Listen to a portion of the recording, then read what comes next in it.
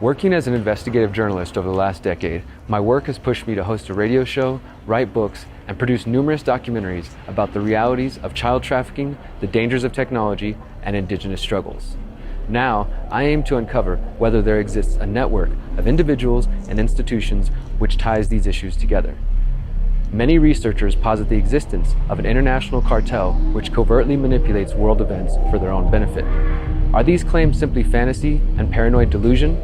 Or is there truly an agenda to manipulate humanity to the demands of the pyramid of power?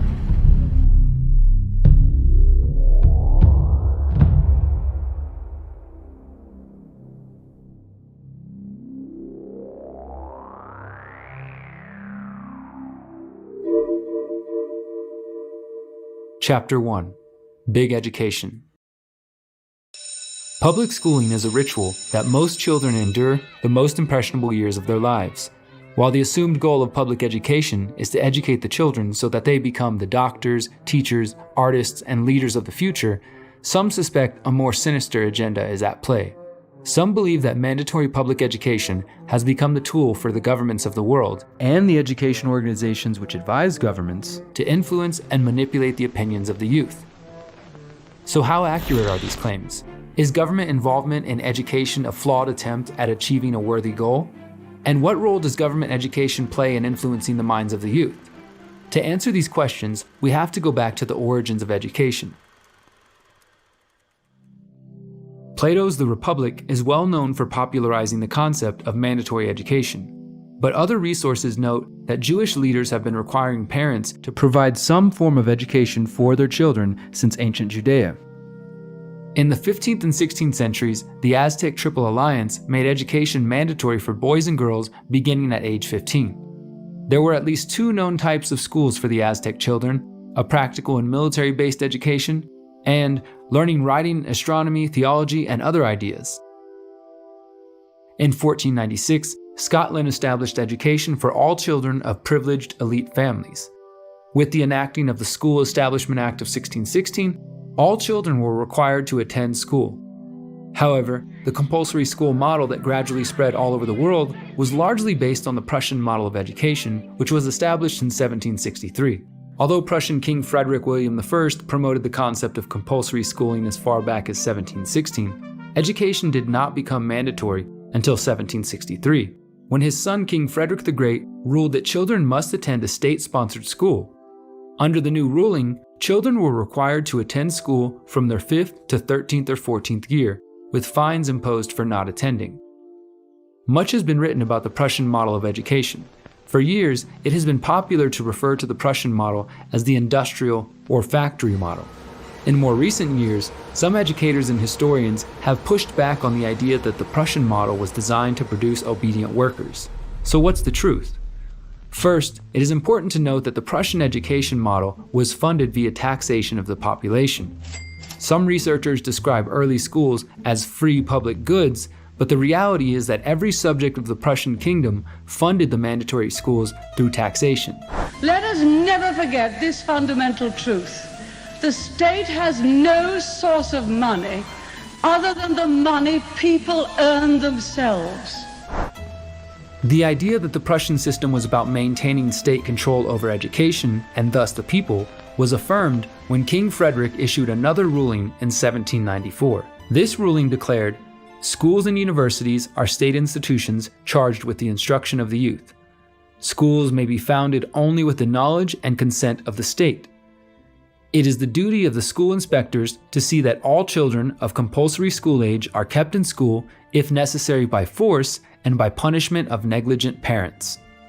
Horace Mann, sometimes known as the father of American public schooling, was a strong lobbyist for the Prussian schooling design, while still acknowledging that the system had its critics. As he wrote in 1843, numerous tracts were issued from the English press strongly denouncing the whole plan of education in Prussia as being not only designed to produce, but as actually producing a spirit of blind acquiescence to arbitrary power, in things spiritual as well as temporal, as being, in fine, a system of education adapted to enslave and not to enfranchise the human mind. As the Prussian model solidified, so did international interest in the system. Educational philosophers were intrigued and started lobbying for a similar system across Europe and in the United States. Massachusetts was the first state to institute a mandatory education policy in the United States in 1852. By 1918, every other state had passed similar legislation. It was during this time that seeds were planted which would later grow to become the modern centers known as public schools. Rockefeller education. In the late 19th century, John D. Rockefeller Sr. was one of the wealthiest and most hated men alive. He was the owner of the Standard Oil Company, a monopoly involved in everything associated with the oil industry, from drilling to transportation. It allowed him to accumulate enough wealth to influence many institutions, including America's education system. In 1902, Rockefeller Sr. founded the General Education Board with an initial donation of $1 million.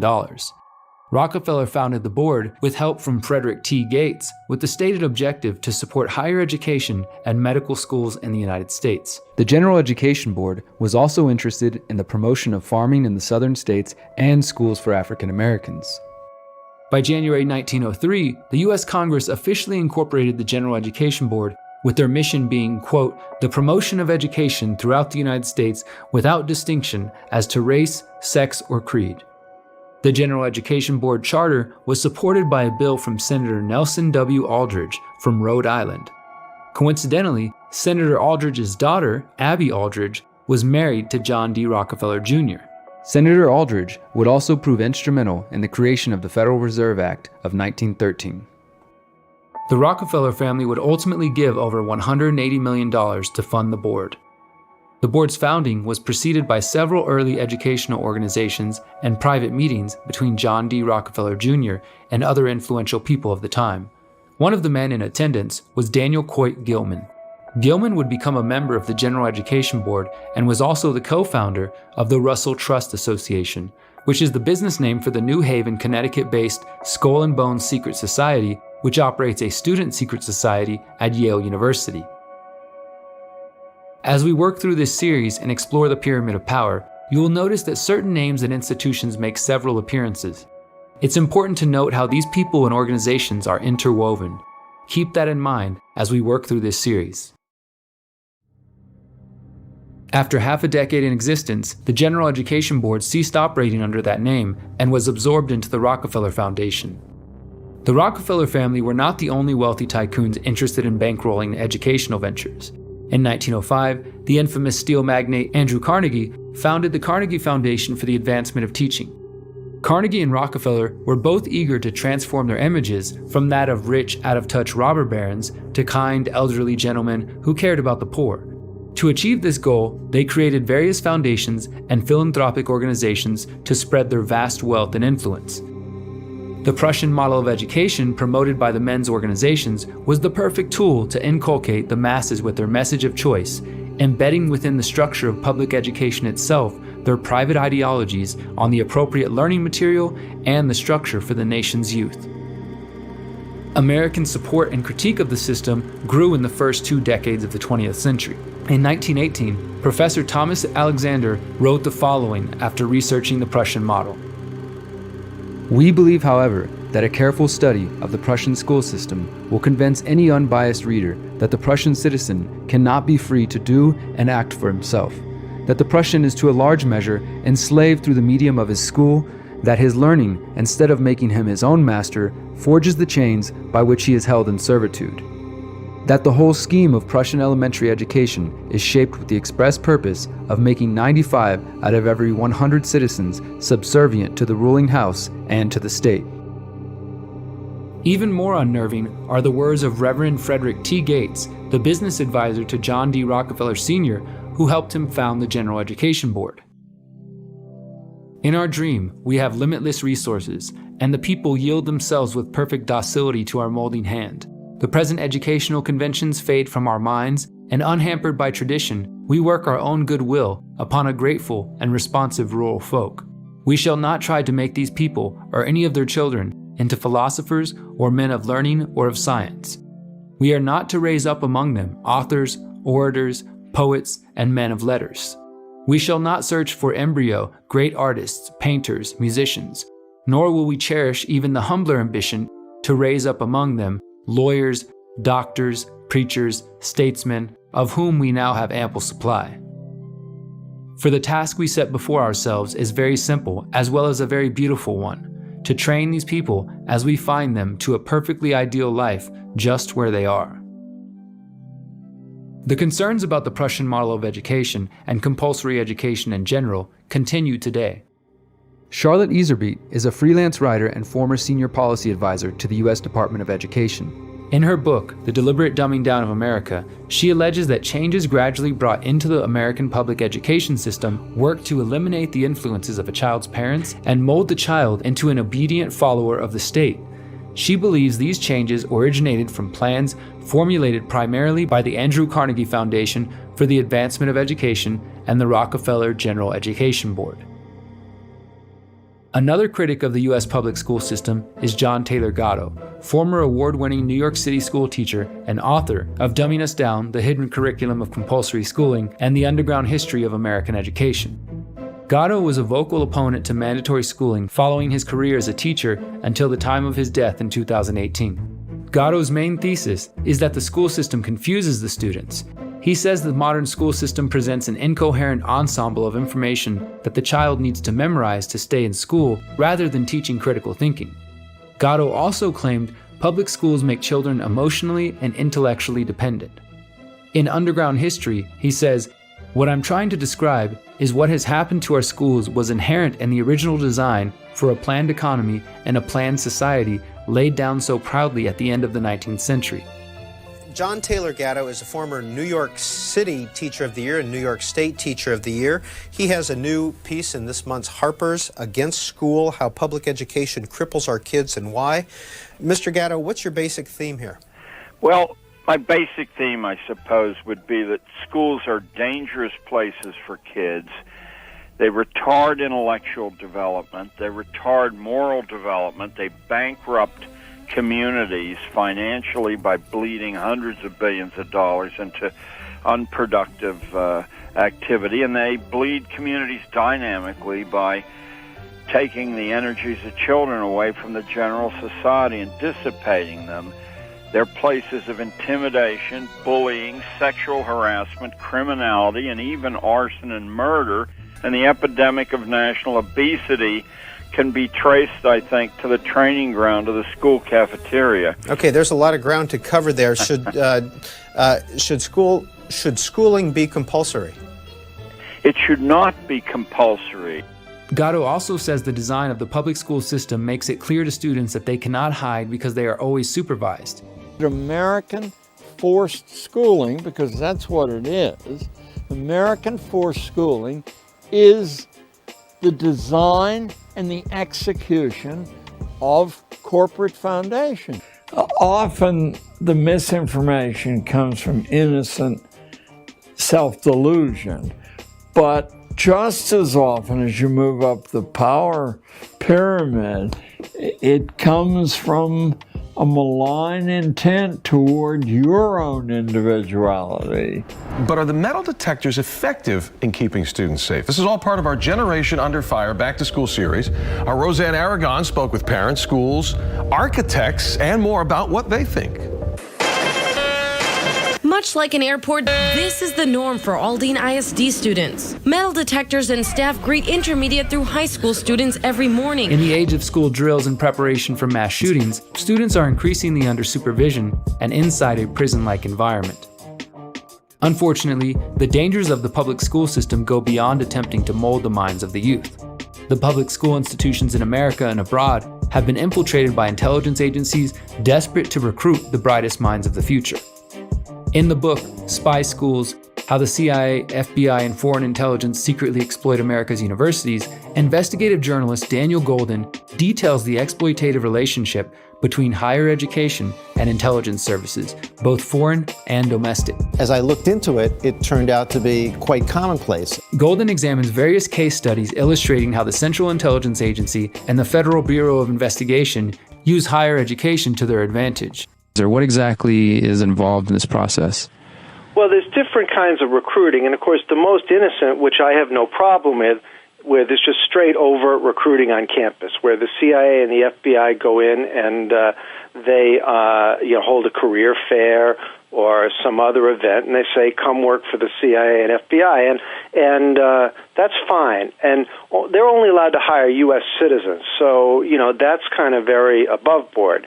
And then there's an immediate stage where they might want somebody to spy for them, maybe a professor or a researcher whose work takes them regularly overseas, or maybe somebody who's in communication with foreign scientists, and they have a cutting-edge specialty, and they say, can you provide us information? And again, that's a little more dicey, but at least they're saying they're the CIA, and they're explaining what they want to do. And then the third kind, which I focus on the most, is when they deal with foreign students and, researchers and professors. And there, if the person is not a U.S. citizen, they're not obliged to disclose who they are.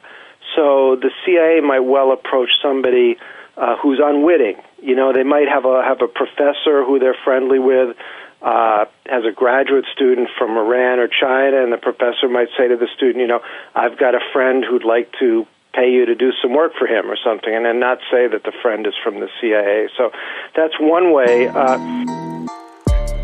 When you understand all the data we have just uncovered, it becomes clear that the compulsory public education system is a great tool for influencing, manipulating, and recruiting the minds of the youth.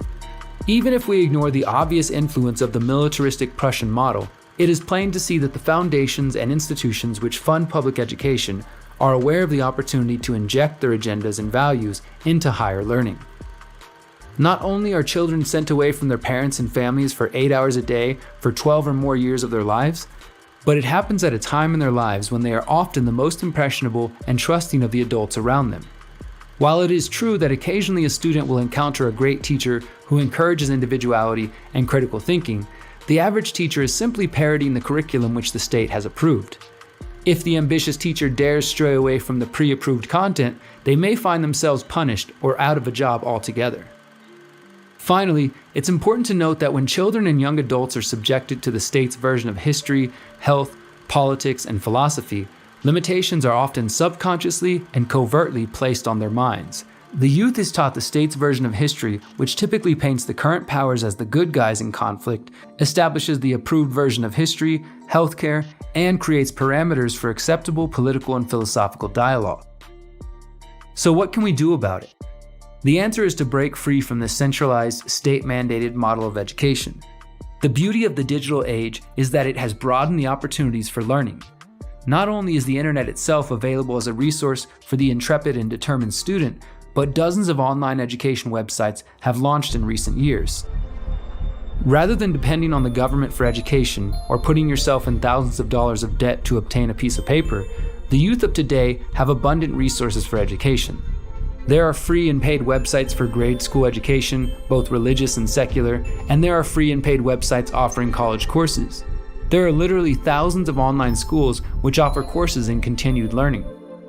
While it's not always feasible or affordable for parents to take their young children out of school, there is a growing movement of parents who are homeschooling or even unschooling their children. These movements differ and overlap, but the point is that some parents have had enough with the mainstream education options and are removing their children altogether. These parents seek to provide an education for their children while not subjecting them to state propaganda. Some parents are even partnering with each other to form education pods where they can network and share information on alternative education. These pods are similar to one of the solutions we will be promoting throughout this series, known as Freedom Cells. Freedom Cells are a decentralized manner of organizing in groups of 8 to promote skills, knowledge, and resources. The concept can easily be applied to groups of parents or even students who are looking to empower themselves individually and as a group. Imagine a Freedom Cell, or pod, focused on educating their children outside of the state-run education system. This independence and decentralization could help free the youth from education systems designed to limit their potential. The minds of the youth are one of the most valuable resources available on this planet. The heads of state and philanthropists have recognized this for centuries. Protecting and compassionately guiding these minds is of utmost importance.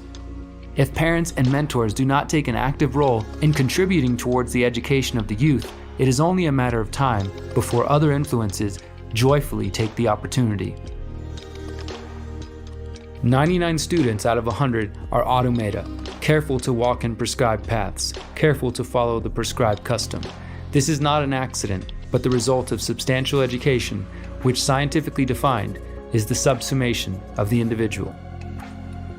To learn more about the Prussian model of education and the history of education, we encourage you to read the following books: The Prussian Elementary Schools by Thomas Alexander, Dumbing Us Down, The Hidden Curriculum of Compulsory Schooling, and The Underground History of American Education by John Taylor Gatto, The Deliberate Dumbing Down of America by Charlotte Iserbyt, Spy Schools, How the CIA, FBI, and Foreign Intelligence Secretly Exploit America's Universities by Daniel Golden. We also encourage you to watch the Tragedy and Hope interview series with John Taylor Gatto.